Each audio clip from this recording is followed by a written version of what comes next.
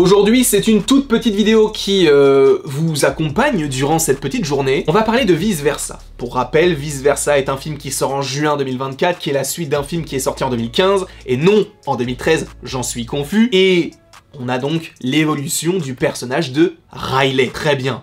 Super, j'avais adoré le premier film de Pete Docter, pour lequel il a eu un Oscar, si je ne dis pas de bêtises. Je ne suis pas sûr, mais je crois que oui. Mais oui, on a eu le premier trailer après un teaser qui est sorti il y a de cela quelques mois, et où on va découvrir de nouvelles émotions. Et il y a une question qui me taraude, je ne sais pas si c'est français, mais je suppose que oui, en tout cas je me pose une question, c'est, mais on comprend que ces émotions arrivent à l'adolescence, à la puberté. Mais où sont-elles lorsque nous sommes adultes? Et ça, à mon sens, c'est hyper intéressant, parce qu'il est vrai que nous avons donc anxiété, envie, ennui et embarras qui sont donc arrivés dans le trailer et donc dans ce film Vice Versa 2. Cependant, justement, ce qui est intéressant, c'est de se poser la question de est-ce que ces émotions ne sont pas également du côté des adultes, puisque lorsque nous avons la scène des adultes qui mangent un repas, nous avons les différentes émotions du père et de la mère qui s'opposent, entre guillemets, et à aucun moment on ne voit ces différentes émotions. Alors, ça paraît logique parce que à l'époque, ils n'avaient pas prévu de faire un 2, et notamment avec ces émotions-là, avec cette esthétique-là, etc.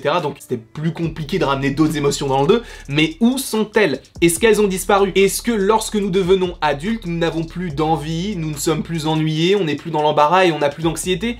Non. À mon sens, ils vont trouver la pirouette. Et je pense que la pirouette a déjà été montrée dans le trailer. C'est-à-dire qu'on a les émotions primaires, donc la joie, la tristesse, la colère, le dégoût et la peur. Mais on en a d'autres qui arriveront au fur et à mesure. Et on peut se dire, mais oui, mais quand on est adulte, elles sont où toutes ces émotions, ces nouvelles émotions? Eh bien, je pense que dans le film, on va découvrir qu'il y a, ou qu'il y aura, un nouveau poste de contrôle avec d'autres émotions. Et elles vont réussir à cohabiter et qu'il y aura non pas une nouvelle île, comme c'est le cas à la fin du premier film, mais un nouveau poste avec des souvenirs, avec de l'anxiété, oui, parce qu'on peut en avoir, ou peut-être même parce qu'on en a, et ça fait partie de la vie. Et je pense qu'il ne faut pas occulter le fait qu'on est aussi anxieux, embarrassé, etc., même adulte. Parce que c'est vrai qu'on a souvent le point de vue de personnes qui ont notre âge, entre guillemets, je parle de notre âge parce que j'ai la vingtaine, donc on se représente souvent dans ce genre de personnes. Et c'est vrai qu'on évoque rarement, et notamment en animation, les pensées des adultes. Pour le coup, notamment dans le premier film et même dans le deuxième, puisque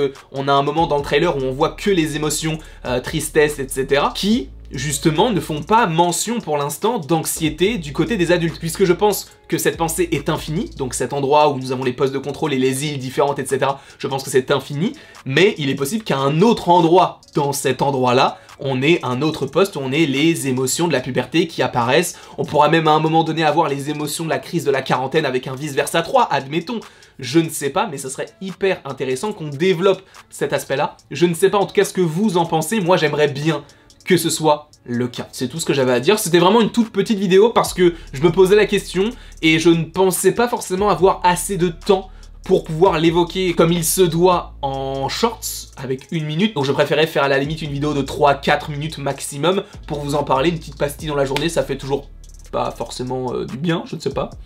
Non, peut-être pas.